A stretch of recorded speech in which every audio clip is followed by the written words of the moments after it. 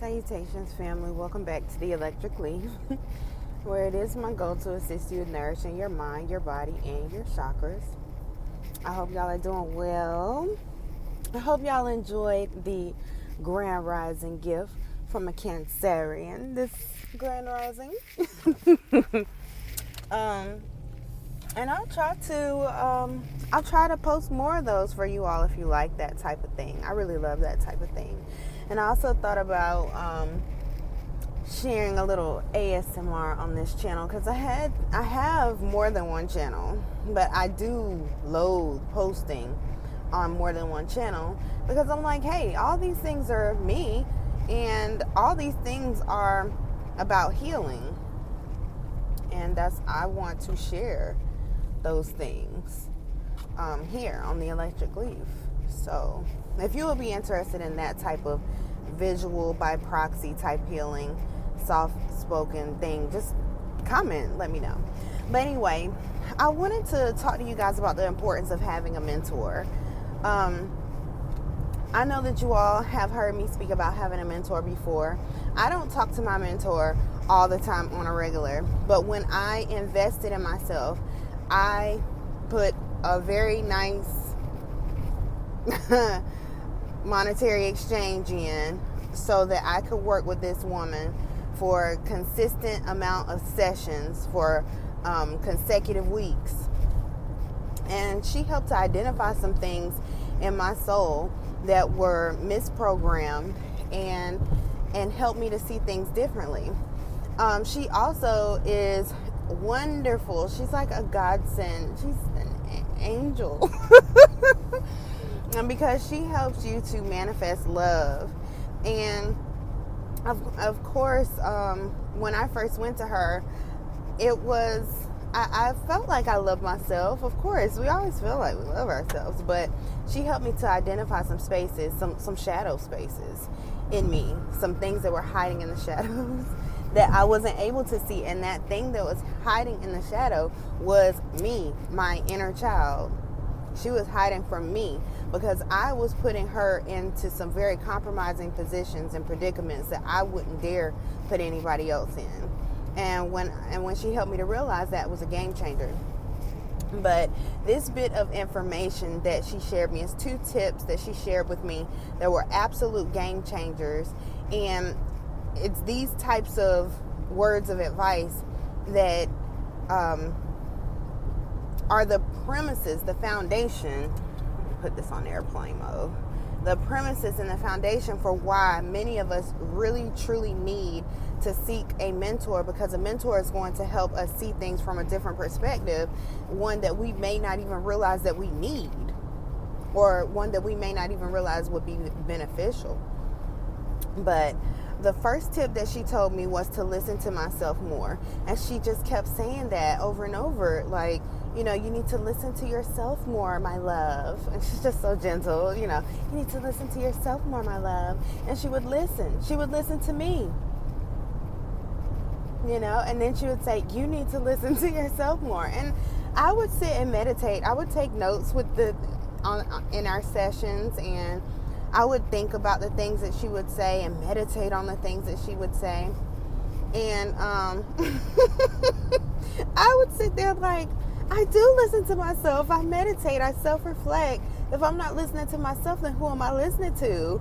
And then what I realized is that, yes, it was almost like in one ear and out the other, because I'm like, hey, when I would listen to myself on the voice recordings, that's why the advice on that other video, as far as, dealing with your temper, is to listen to your voice recordings. That's dealing with a lot of your emotions. I was able to hear the trauma in my voice. I was able to hear the trauma and how toxic of a relationship I had involved myself in, how toxic situations were the norm for me, and I was allowing that.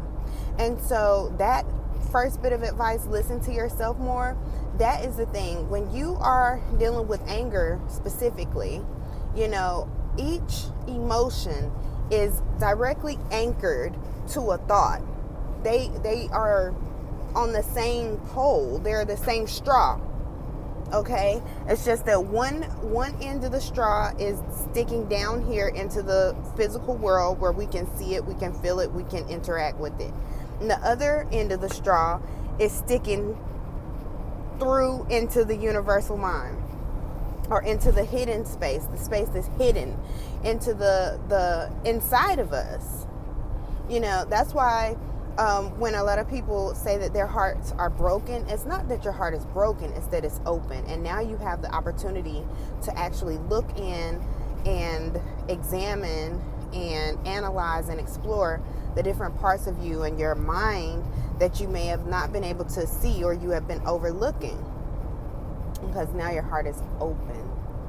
And sometimes painful situations are what trigger the door of the heart to open. All right.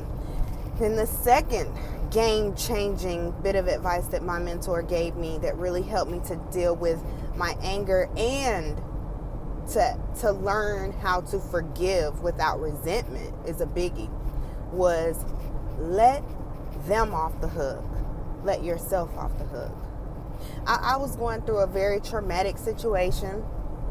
A relationship that I cared about a lot was definitely coming to an end, because everything in me, every bit of my alarms were going off saying, get out of here, get out. This is starting to look like the same BS you were in before. Get out, get out. You don't got to be mean. You ain't got to be mad, but get out. And this person had done something like just over the top ridiculous, and because of my meditation, I'm able to understand that, wow, of course, that's a reflection of how he feels about himself and how he treats himself, of course. So I was able to forgive. But still, because I am the type of person who deals with having a temper, meaning a whole lot of energy built up inside of me, I felt that somebody needed to pay.